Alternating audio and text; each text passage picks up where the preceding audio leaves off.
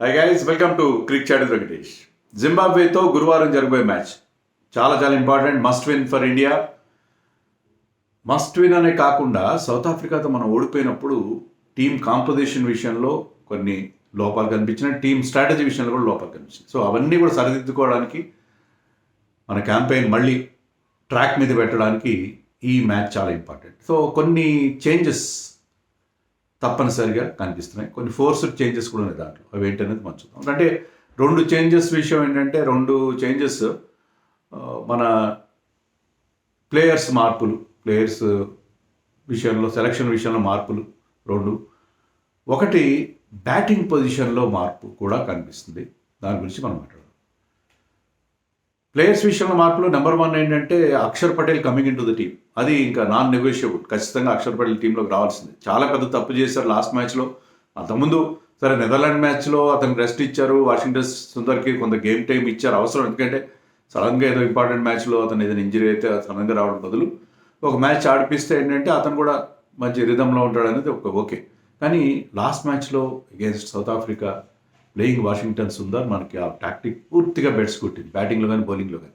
So Akshar Patel the consistent performer has to be back. So అది పక్కగా అనిపిస్తుంది. దాని విషయంలో అక్షర్ పటేల్ నెట్స్లో కూడా చాలా ఎక్కువసేపు బ్యాటింగ్ చేశాడు, బౌలింగ్ చేసినా కూడా మనకి న్యూస్ వచ్చింది. సో అక్షర్ పటేల్ రావడం అనేది ఖచ్చితంగా జరుగుతుందని మనం ఎక్స్పెక్ట్ చేయొచ్చు. రెండోది ఒక ఫోర్స్డ్ చేంజ్ ఉంది. అదేంటంటే రింకు సింగ్కి ఒక ఫ్యామిలీ ఎమర్జెన్సీ వచ్చింది. ఫాదర్కి కొంతకాలంగా ఆయన లివర్ క్యాన్సర్తో బాధపడుతున్నాడు, 4th స్టేజ్లో ఉంది. సో అతను వెంటిలేటర్ మీద ఉన్నాడు, ఆయన వాళ్ళ ఫాదరు. సో అందుకని అతను నోయిడా వెళ్ళాల్సి వచ్చింది to attend is ailing father. So అక్కడి నుంచి మళ్ళీ అతను వెనక్కి వస్తాడా మ్యాచ్ రేపు గురువారం రోజున మనకు తెలియదు. ఎందుకంటే కండిషన్ ఎలా ఉంటుంది ఏంటో మనకు తెలియదు కదా. సో ఆ విషయంలో కూడా కొంత అన్సర్టనిటీ ఉంది. రింకు సింగ్ కనుక ఆడకపోతే ఒక ఫోర్స్ చేంజ్గా మరొక ప్లేయర్ అంటే సంజు శాంసన్ టీంలోకి తీసుకురావాలి.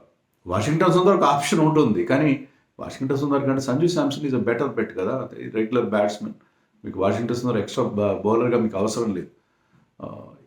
అఫ్కోర్స్ చెన్నైలో అతనికి ఆ కండిషన్స్తో బాగా ఫెమిలియారిటీ ఉంటుంది, ఒప్పుకుంటాను. కానీ సంజు శాంసన్ కమింగ్ ఇన్ అనేది ఆల్మోస్ట్ సర్టన్గా అనిపిస్తుంది. నెట్స్లో కూడా అతను నిన్న అంటే సోమవారం రోజు మంగళవారం రోజు చాలా ఎక్కువసేపు మన వాళ్ళు నైట్లో ప్రాక్టీస్ చేశారు. దాంట్లో స్టార్ట్ చేసింది ఎవరంటే ఇషాన్ కిషన్ అండ్ సంజు శాంసన్. వీళ్ళిద్దరే నెట్స్లో బ్యాటింగ్ స్టార్ట్ చేశారు. ఎవరైతే మీ మెయిన్ ప్లేయర్స్ ఉన్నారో వాళ్ళకి బ్యాటింగ్ ఇస్తారు. అభిషేక్ శర్మ కాదు, సంజు అండ్ ఇషాన్ కిషన్ స్టార్ట్ చేశారు. 2 నెట్స్ ఉంటాయి, ఒకటి ఫాస్ట్ బౌలర్స్ నెట్, ఒకటి స్పిన్నర్స్ నెట్. రెండింటిలో కూడా వాళ్ళిద్దరు స్టార్ట్ చేసి చాలా ఎక్కువసేపు బ్యాటింగ్ చేశారు. సంజు అయితే మళ్ళీ సెకండ్ టైం కూడా వచ్చి బ్యాటింగ్ చేశాడు అని చెప్తున్నారు. కాబట్టి ఆల్మోస్ట్ అతను టీంలోకి, అంటే లాస్ట్ టైం కూడా మనం అలాగే అనుకున్నాం. అహ్మదాబాద్లో కూడా సౌత్ ఆఫ్రికా మ్యాచ్ ముందు సంజునే బ్యాటింగ్ స్టార్ట్ చేశాడు, టీంలోకి వస్తాడు అనుకుంటే లాస్ట్ మినిట్లో అతన్ని మళ్ళీ పక్కన పెట్టినట్టుగా ఉన్నారు. ఈసారి సంజు రావడం ఖాయంగా. అభిషేక్ శర్మ బ్యాటింగ్ చేయకపోవడం ఏం కాదు. అభిషేక్ శర్మ బ్యాటింగ్ చేశాడు, లేట్గా చేశాడు. ముందు అతను లెఫ్ట్ ఆర్మ్ స్పిన్ బౌలింగ్ ఎక్కువ వేసాడంట, తర్వాత లేట్గా బ్యాటింగ్ వచ్చాడు. లేట్గా వచ్చాడు, మెయిన్ బౌలర్స్ని ఫేస్ చేయలేదు. పార్ట్ టైం అంటే నెట్ బౌలర్స్ ఉంటారు కదా, వాళ్ళని ఫేస్ చేశాడు. అతను మంచి రేంజ్ హిట్టింగ్ పెద్ద షాట్స్ కొట్టాడు అని చెప్తున్నారు. కానీ మంచి రిధంలో కనిపించాడు. కానీ అభిషేక్ శర్మ స్టార్ట్ అయితే చేయలేదు. అలా ఆయన అభిషేక్ శర్మ పక్కన పెడతారనే ఉద్దేశం, అనే అభిప్రాయం ఏమాత్రం లేదు. Abhishek Sharma will be there, but ఎందుకనో అతనికి స్టార్టింగ్లో అయితే బ్యాటింగ్ ఇవ్వలేదు. తర్వాత నెట్ బౌలర్స్, మన రెగ్యులర్ ఇండియన్ బౌలర్స్ కాబట్టి నెట్ బౌలర్స్ బౌలింగ్ చేసినప్పుడు అతను బ్యాటింగ్ చేశాడు. సో అది నెట్స్ నుంచి మనకు వచ్చిన ఇన్ఫర్మేషన్. సరే, ఈ 2 మార్పులు ఒకటి ఏంటంటే అక్షర్ కమింగ్ ప్లేస్ వాషింగ్టన్ సుందర్, అలాగే రింకు కనుక అవైలబుల్ రాకపోతే ఇన్ టైంలో అతని టీంతో చేరుకోకపోతే సంజు శాంసన్ రావడం, అది మనకి ఆ 2 చేంజెస్ అయితే కనిపిస్తున్నాయి.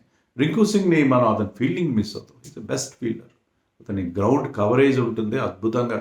బాల్ బౌండరీకి వెళ్ళిపోతున్న టైంలో సడన్గా మనకి టీవీ స్క్రీన్ పైన రింకు ప్రత్యక్షం అవుతాడు, డైవ్ కొడతాడు, చాలా క్విక్గా గ్రౌండ్ కవర్ చేసి బాల్ని ఆపుతాడు, మంచి క్యాచ్లు పట్టుకుంటాడు. So Rinku Singh options will be fit. అతనికి ఎక్కువ బ్యాటింగ్ రావట్లేదు. ఎలాగైతే కేకేఆర్లో అతనికి చాలా తక్కువ బ్యాటింగ్ ఇచ్చారు లాస్ట్ 2 సీజన్స్లో, ఇక్కడ కూడా అతనికి బ్యాటింగ్ సరిగ్గా రావట్లేదు, చాలా లేట్గా వస్తుంది. But Rinku Singh is making his presence felt with his ఫీల్డింగ్లో అద్భుతంగా అతను కనిపిస్తున్నాడు. సో రింకు లేకపోతే ఏంటంటే టీమ్ కాంబినేషన్ కూడా అంత గందరగోళం అవుతుంది. అది కూడా మనం మాట్లాడు. సో ది థర్డ్ చేంజ్ ఏంటంటే is about batting position change. ఎందుకంటే రైట్ హ్యాండర్ని ఓపెనర్గా పంపించాలి అనే ఒక థింకింగ్ చాలామంది మాట్లాడుతున్నారు ఈ విషయంలో. ఎందుకంటే ఇద్దరు లెఫ్ట్ హ్యాండర్స్ అయ్యేసరికి ఆఫ్ స్పిన్నర్స్ని ప్రయోగిస్తున్నారు.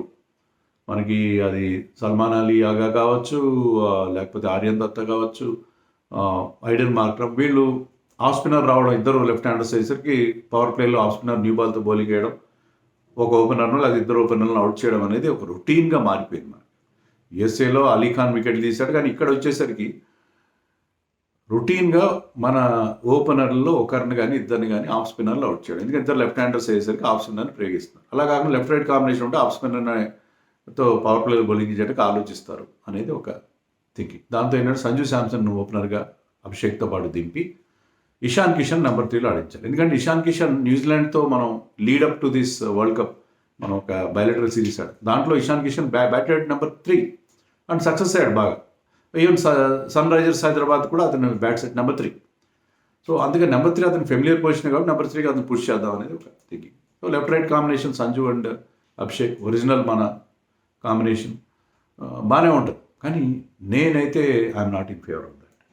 ఎందుకంటే మీకు బెస్ట్ బ్యాటర్ ఎవరు మనకి వరల్డ్ కప్లో సోఫార్? ఇషాన్ కిషన్. సౌత్ ఆఫ్రికాతో మ్యాచ్ ఒక్క దాంట్లోనే అతను ఫెయిల్ అయ్యాడు. సో అతన్ని best batter who is doing well as an opener, అతన్ని పొజిషన్ మీరు టింకర్ చేయడం ఎంతవరకు కరెక్ట్? మీరు సరే ఆఫ్ స్పిన్నర్స్తో స్టార్ట్ చేశారు. సికందర్ రజా గ్రేట్ బౌలర్ ఏం కాదు, ఓకే, అతనికి వేరియేషన్స్ ఉన్నాయి, బాల్ ఎలా వెనక దారి పెడతాడు, అతని హ్యాండ్ నుంచి మీరు రీడ్ చేయడానికి ఉండదు. సో అతను లోపలికి వస్తుందా బయటకు వస్తుందా అర్థం కాదు. You can bowl leg spin also, you can bowl off spin also, you can vary his bowling style. So అంత అతనికి ఎలిమెంట్ ఉంటుంది. కానీ అంతగా అయితే అతను జాగ్రత్తగా ఆడుకోండి. పవర్ ప్లేలో మీరు అనవసరంగా రెచ్చిపోయి 80 రన్స్ చేయాలన్న మన వికెట్లు పోతున్నాయి. పవర్ ప్లేలో మీరు షార్ట్ సెలెక్షన్ కరెక్ట్గా చేయండి, స్మార్ట్గా చేయండి. అంతేగాని పవర్ ప్లేలో మరీ డిఫెన్స్గా ఆడమని నేను అనట్లేదు. అంతేగాని ఆఫ్ స్పిన్నర్ వచ్చాడు కదా ఇతన్ని గాల్లో కొట్టేద్దాం, ఫోర్లు కొట్టండి, లేకపోతే సింగిల్స్ డబుల్స్ తీయండి. ఆఫ్ స్పిన్నర్ జాగ్రత్తగా ఆడేసుకోండి. ఒక ఓవర్ వికెట్ రాకపోతే నెక్స్ట్ ఓవర్ 7 అతను. సరే ఒక ఓవర్లో 6-7 రన్స్ చేస్తారు అనుకోండి, మీరు 7 రన్స్ చాలు, 7-8 రన్స్ పర్లేదు. ఒక over quite over can be tolerate. You concentrate on tall bowlers, Blessing Muzarabani and Richard అన్గరావా.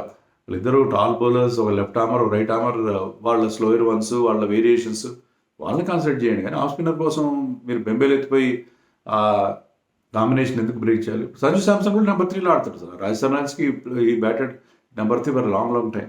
So Sanju Samson top ఆర్డర్లో ఎక్కడైనా పర్లేదు, మరి వెనక్కి అయితే కష్టం, కానీ 1, 2, 3లో ఎక్కడైనా సంజు శాంసన్ నెంబర్ 3లో ఆడించుకోండి. అంతే తప్ప ఇషాన్ కిషన్ ఎవరైతే సక్సెస్ అవుతున్నారో అతన్ని చేయడం, కానీ అది ఆల్మోస్ట్ ఇప్పుడు ఏంటంటే అలాగే కనిపిస్తుంది, చిన్న సినేరియో అయితే అలా కనిపిస్తుంది. But we are not sure Gautam Gambhir రెజిన్లో ఎప్పుడేం జరుగుతుందో మనకేం అర్థం కాదు.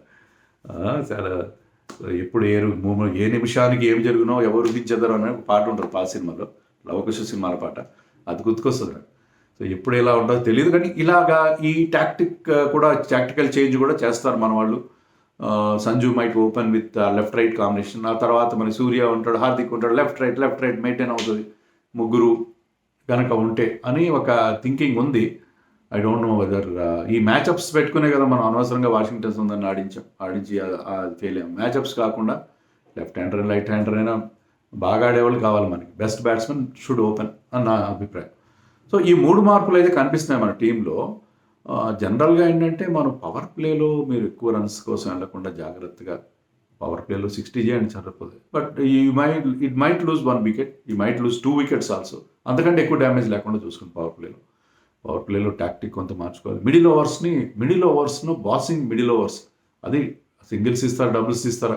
చెన్నై పిచ్ మనకేంటంటే వస్తున్న వార్తల ప్రకారం ఇక్కడ ఫుల్ ఆఫ్ రన్స్ ఉంటుంది. చెన్నైలో ఎప్పటివరకు జరిగిన అన్ని మ్యాచ్లు కూడా రన్స్ బాగానే వచ్చాయి. జింబాబ్వే ఎప్పుడు దే ఆర్ సక్సెస్ఫుల్ అంటే ఎక్కడైతే స్లో పిచెస్ ఉంటాయో, కట్టర్స్ స్పిన్నర్స్కి అనుకూలంగా ఉంటాయి, అలాంటి చోట్ల వాళ్ళు క్లిక్ అయ్యారు శ్రీలంకలో. వెరాజ్ ముంబైలో ఆడారు వాంఖేడే స్టేడియంలో అనే true pitch, good for batting. దాంట్లో వాళ్ళ బౌలింగ్ అటాక్ పూర్తిగా తేలిపోయింది అగైన్స్ వెస్టిండీస్ మారేడర్స్. సో అలాగే మనకు కూడా ఏంటంటే ఓకే, చెన్నై పిచ్ కనుక ఫ్లాట్గా ఉంటే that will work to our advantage. జింబాబ్వేకి అంత బౌలింగ్లో అంత పసలేదు. స్లో పిచెస్ మీద కటర్స్ వేస్తారు, స్పిన్నర్స్ రాణిస్తారు. అది even Cremer was very good. Even వెస్టిండీస్తో రన్స్ ఇచ్చిన Cremer he turn the ball a lot and tall leg spinner he look very good. Okay, వాళ్ళ బౌలింగ్ గురించి అంతా మనం బెంగపడాల్సిన అవసరం లేదు. బట్ టాక్టికల్గా చేంజ్ చేసుకోండి. మిడిల్ ఓవర్స్లో ఎక్కువ రన్స్ కొట్టే ప్రయత్నం చేయండి. సూర్యకుమార్ కూడా బిగ్ హిట్స్ కొట్టాడు, చాలా ప్రాక్టీస్ చేశాడు. సో అతను కూడా తన టాక్టిక్ మార్చుకుని అతను వేరే రోల్, అంటే ఒక aggressive counter attacking roll on spinners, అతను ఏమైనా ఆ రోల్ తన మీదే ఆ భారం వేసుకున్నాడో ఏంటో తెలియదు మనకి. సో ఇది ఇప్పుడు వస్తున్న మనకి వార్తల ప్రకారం 3 మార్పులు కనిపిస్తున్నాయి. 2 ఏమో సెలక్షన్ల మార్పులు, 1 ఏమో బ్యాటింగ్ పొజిషన్ మార్పు. దీని గురించి, ఈ 3 మార్పుల గురించి మీ అభిప్రాయాలు ఏంటో నాకు కామెంట్స్లో చెప్పండి.